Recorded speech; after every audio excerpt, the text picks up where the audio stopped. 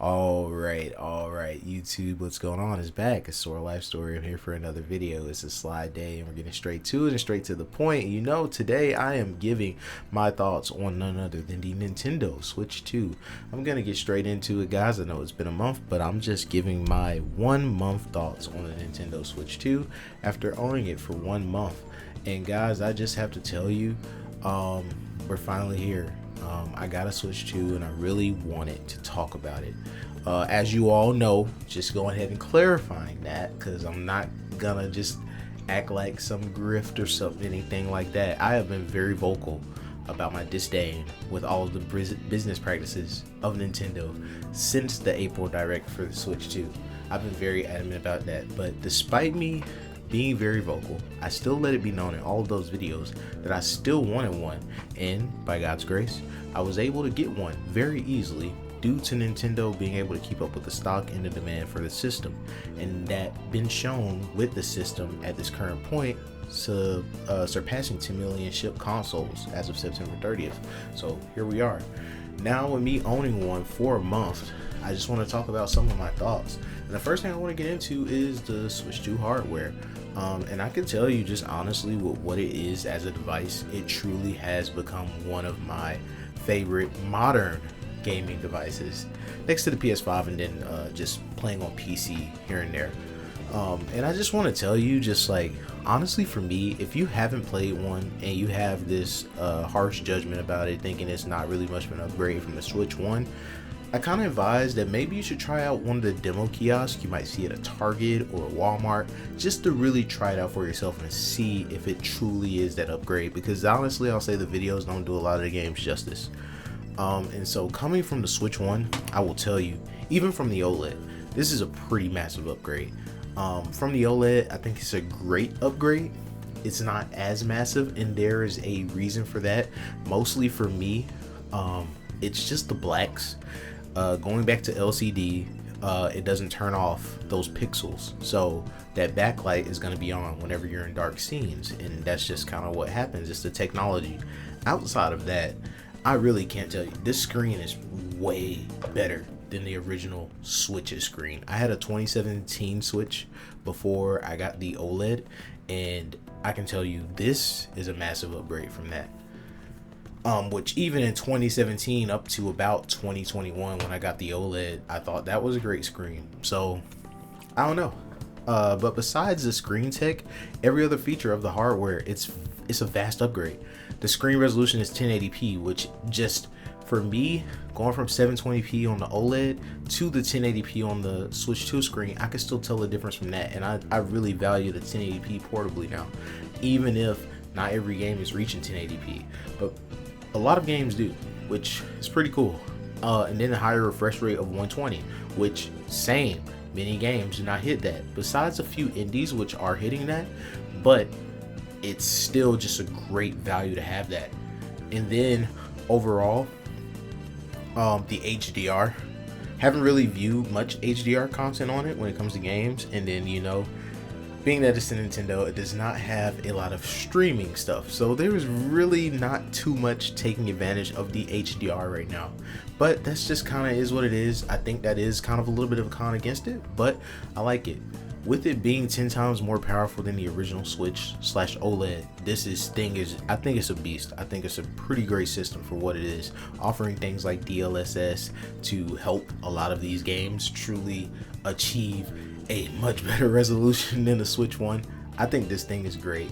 And yeah, so really getting right into it with the games, I think if you're looking at solely the Switch 2 offerings that are on offer from Nintendo especially, I can understand the disappointment about that, but only slightly understand, because the thing about it is the system has only been out for a few months, and so I really don't agree with the claims of no games. When I was talking about it very negatively, I never claimed that the system didn't have games. Now all of a sudden the thing doesn't have games, but we already have 2 exclusives, Switch 2 only, with Donkey Kong Bonanza and Mario Kart World. And you can say that's not everybody's cup of tea, but there is even more to come. Plenty of Switch 2 editions, including Metroid Prime 4. We recently had Pokemon Legends Z to A. And yes, you can argue those games are still not for you, or that those games are low power games, all types of things like that. They are minimal upgrades, stuff like that. I will argue for Metroid Prime 4, I think that is going to be a vast upgrade from the Switch 1, but that is for Switch 2 owners, and I know it's a hefty price tag to ask for that upgrade, but if you're willing to pay that price, I think that you can't really put it against the Switch 2 to say it has no games, when it's quite literally just doing what the rest of the market is doing. Now, is that a key point for it? No, because this is kind of some of the same thing we experienced with the PlayStation 5 when it came to launch, and especially those launch years where we were having a good cross-generation period, where if you still had a PS4 or PS4 Pro, I think it was great for us, but for PS5 owners, I think it was a slap in the face, because especially during a time of pandemic where it was hard to get a system.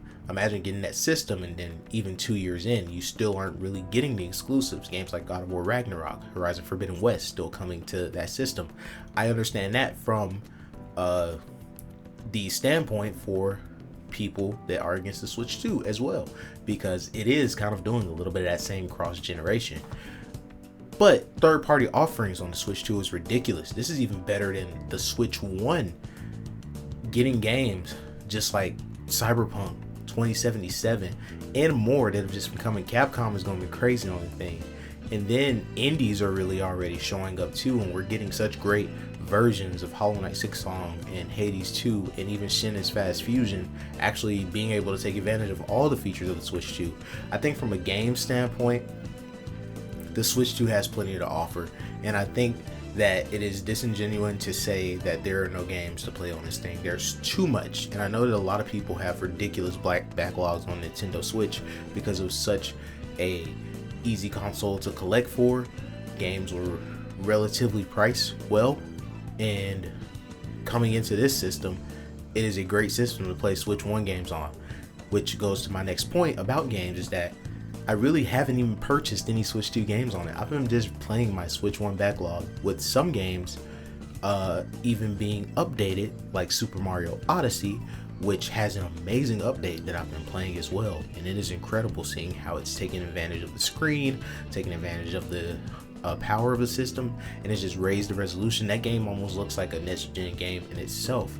It's still very clearly Mario Odyssey, but the higher resolution and sharpness, cleaning up a lot of the anti-aliasing, man, has really changed the game for that game.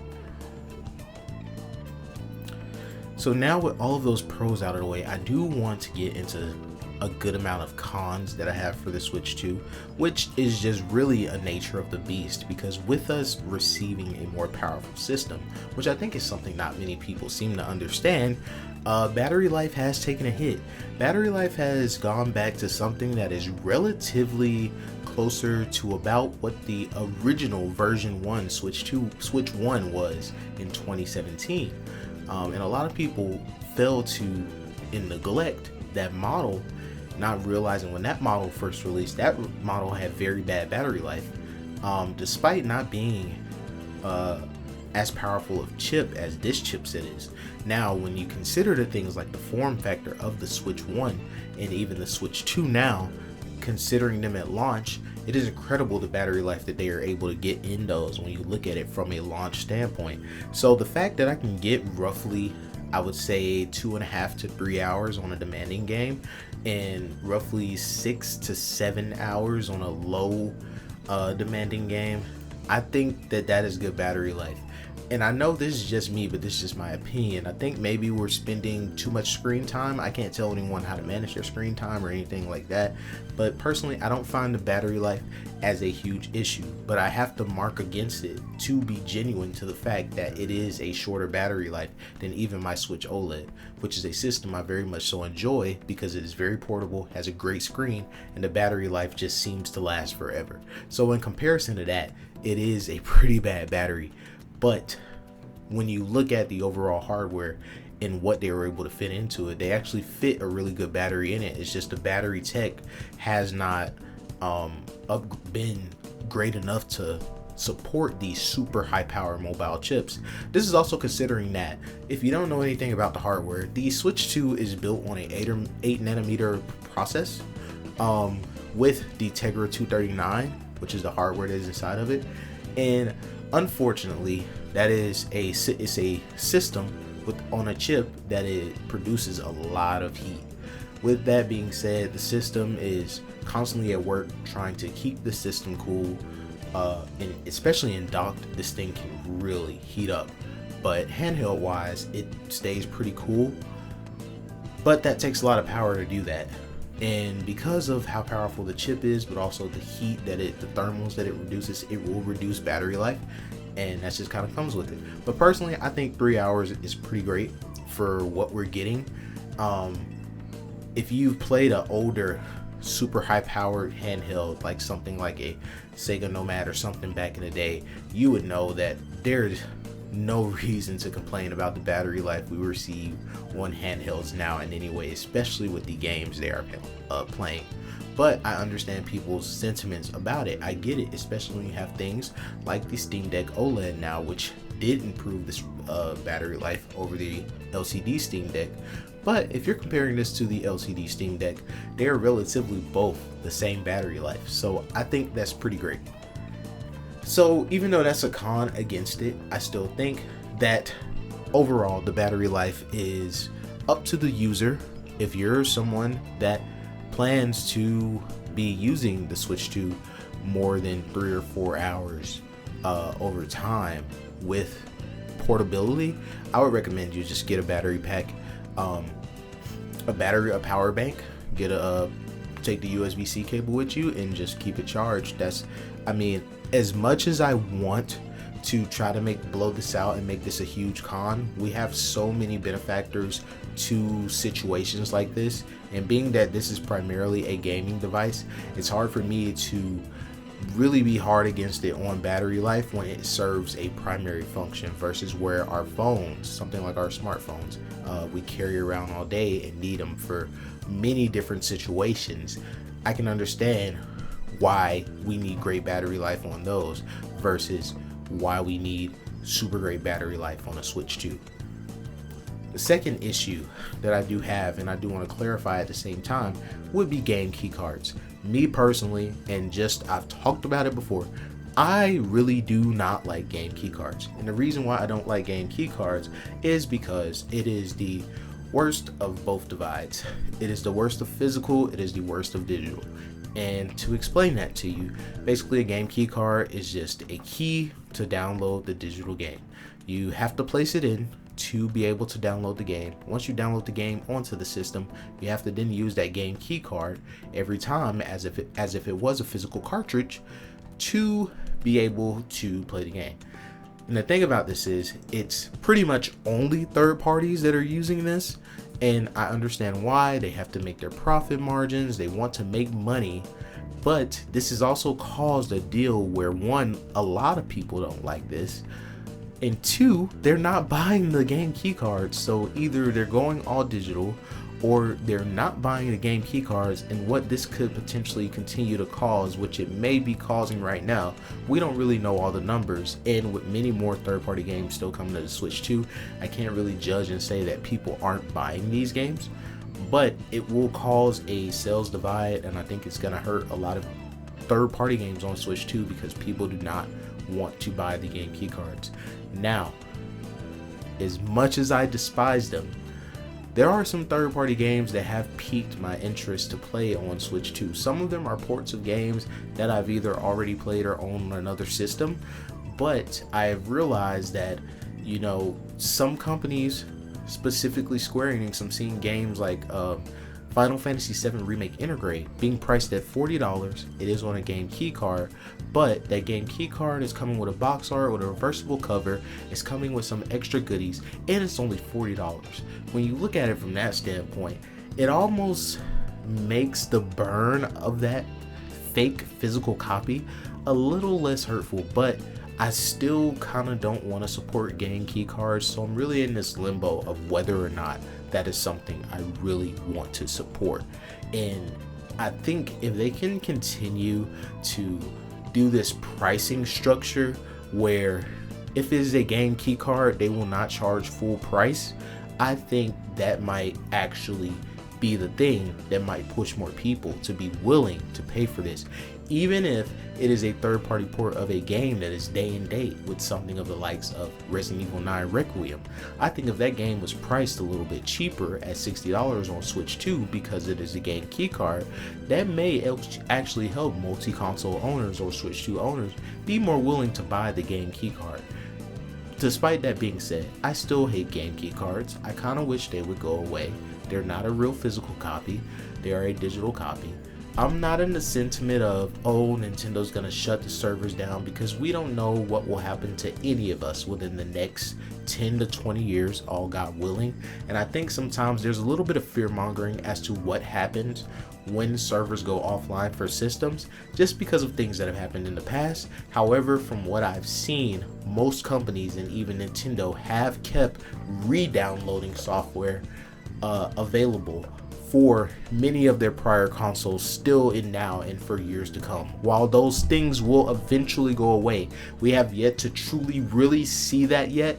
I don't know if there's any other systems. Guys, feel free in the comments to tell me if you've seen a system that has had its re-download servers taken away. Minus, I think maybe the original Xbox, but I'm going off tangent. With that being said, I think the fearmonger of losing your ability to re-download games, I think, is very disingenuous. It's also not considering what if there may be a difference between a game keycard server and a digital download server. With that being said, as you can see, there's so much confusion around game keycards that I just really can't get behind it. So I don't know if I'll ever really buy a game keycard, but if I do, it will be for very cheap. So third parties, I don't know, figure that out. Nintendo, figure that out. And I don't think making a smaller cartridge will help that, because with how huge third-party games are and seeing some of the file sizes even digital for a lot of this third-party stuff, I don't think they are going to go about compressing assets like people think they would, and trying to do a smaller game keycard, not a smaller game keycard, but a smaller cartridge. You're still gonna end up having to download stuff anyway, so it almost kind of negates some of the negatives of the game keycard. That's why I say this whole situation is very confusing when it comes to these things. I really dislike them, but when we're pushing towards an all digital future, I really just don't know what to say. So to conclude, I want to talk about my last con, one of my biggest cons, one of the things I've been most adamant about and calling Nintendo anti-consumer is mainly $80 games, and specifically the $80 game, which is Mario Kart World. I am still having such a huge problem with that, because with that game being priced at that price, of course, more people have bought the bundle. The game has sold over 9 million units and counting, so there's no telling. It's almost more than certain more bundles will sell and people will not buy that $80 version. But it just goes to show, Nintendo, why would you still even release it at $80, seeing as how it's selling that much? I'm not telling you to drop it to $60, but it could have easily just been a $70 game and it would have been fine. And that makes me want to go into the con part a little bit more genuine about it, because of the misinformation. Not every game on Switch 2 is $80. Mario Kart World has infamously been in this 4 months the primary culprit of that price tag. Every other game has released at a better price. Oh, the other games were Super Mario Party Jamboree and Kirby in the Starcross World, or Kirby in the Forgotten Land. Now, that's what I'm saying. I don't agree with these $80 price tags. That is partially why I have not purchased any Switch 2 games. I think the price tags are ridiculous. And I think the best way to send the message is that even if you do buy this system, like, yes, I've never really been one of this proponent of saying like, hey, we need to boycott the Switch 2. I personally believe whatever product you want as a consumer, if you feel like for yourself that is something that you feel like is worth it and you should get it, you should get it. But I cannot get behind the software side, because the software is where a lot of these companies make their bread and butter. It's the software sales and the subscriptions. If many start to cancel their subscriptions, or many start to not buy the software, even though they're buying the hardware, that doesn't mean anything. They need that software to sell because that's where they're making most of their profit, and they need those subscriptions to be purchased because that's where they're making most of their profit, guys. So if you really want to boycott, if you really want to hurt them, cancel your Nintendo Online. Stop buying the software. You owning a Switch 1 and then still buying Switch 1 games does not hurt Nintendo because they are still selling games for the Switch 1. And this also goes into the misinformation about this thing just not being better than the Switch 1 and all of those things like that. This is a vast upgrade from the Switch 1. I think they've done really good about showing that. I think the biggest thing is just that because it's a very popular product and Nintendo has just made a lot of ridiculous business practices, it has made a very bad rep online. But it is clear that despite a recession, despite financial insecurities and all these other things, the Switch 2 is a very popular device. A lot of people like it. Do not believe the grift that it is just this terrible thing. However, I'm just still in this kind of 1 month talk about, still wanted to speak about how I don't agree with the business practices. I love the device, and you could argue that with me buying the device while not liking the business practices is against, you know, a lot of what should be stood for. And if you want to have that argument for me, I completely understand that. However, I did still say in each of my videos, as I said, I wanted the device. I got the Switch 2. I really enjoy the Switch 2. The Switch 2 is exactly the system that I wanted. I'm just here to still say at the end that despite how much I like the system, I still have these problems with it, guys. I'm still standing on business of the fact that I do not agree with the business practices. However you feel about that, that's how you feel, but that is what it is. So I hope that in hearing some of my thoughts here on this system, I'm not here to change your mind. I'm just here to state it from a perspective of a gamer that truly enjoys gaming and really enjoys the Nintendo Switch and the brand and what it has been for me in portable gaming and just gaming in general. And I hope that you enjoy these thoughts. Feel free to talk about it to me in the comments. Feel free to like the video or dislike the video, whichever you need. Either way, this is SoraLifeStory. It's a slide day. I will see you guys later. Peace.